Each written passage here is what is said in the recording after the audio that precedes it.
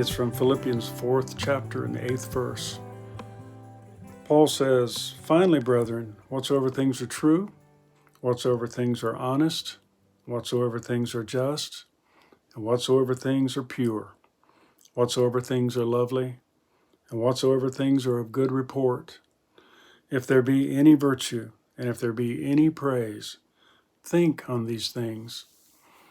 You know, the Apostle Paul was not trying to give us a lesson on positive thinking, as many people would think or would assume when they read this. Although there's nothing wrong with being positive. In fact, we ought to be positive. But this is far more than that. There's an infusion of the power of God when we read the Word.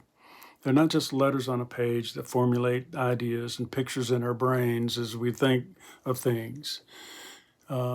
It is more about the infusion, the taking in, the assimilating of the knowledge and the wisdom of God, His presence, and we grow from this.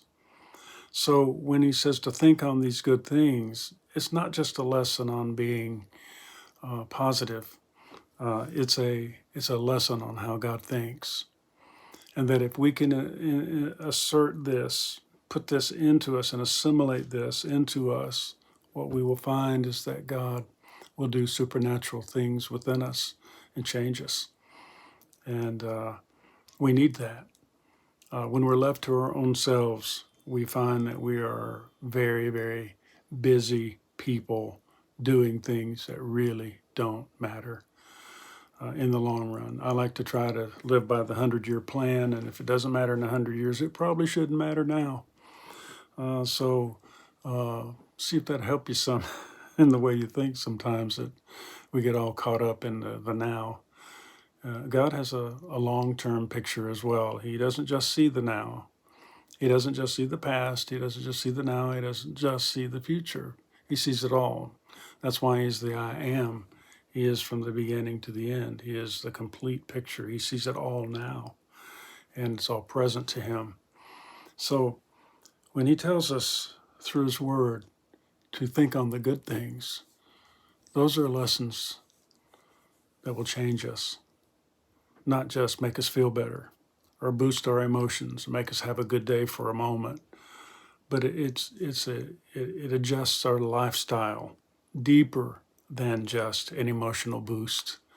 This is not just a person that's on stage trying to remind us what great people we are. No, this is the voice of the Lord speaking to us and inserting into us His wisdom and His truths that enable us to walk through life's journeys in a successful and powerful way, remembering our assignment, remembering that we've been sent here for a specific reason, not just to meander through life or just to get by or just survive and live a life that's reactive.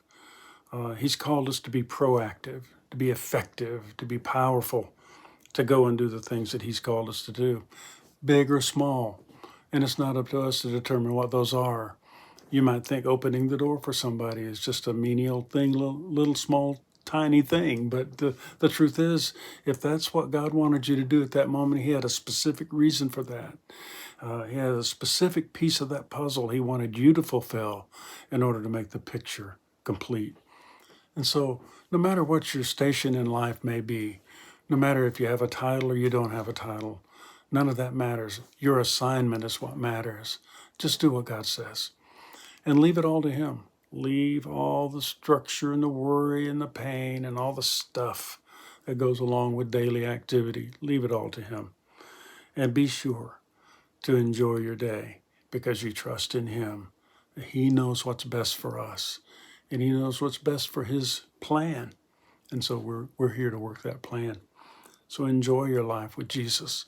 And listen, go out and enjoy serving the Lord, even in the small, what we think of as small, menial tasks. They're not small and menial to God. If He sends us to do them, they're important, very important. There's no big people in the kingdom and little tiny people over here. We're all servants of the King, and we all have a purpose. So think on those things and do those things. Let the Lord love you, bless you. Let him love you in his word as he ministers to you at the deepest places of your heart.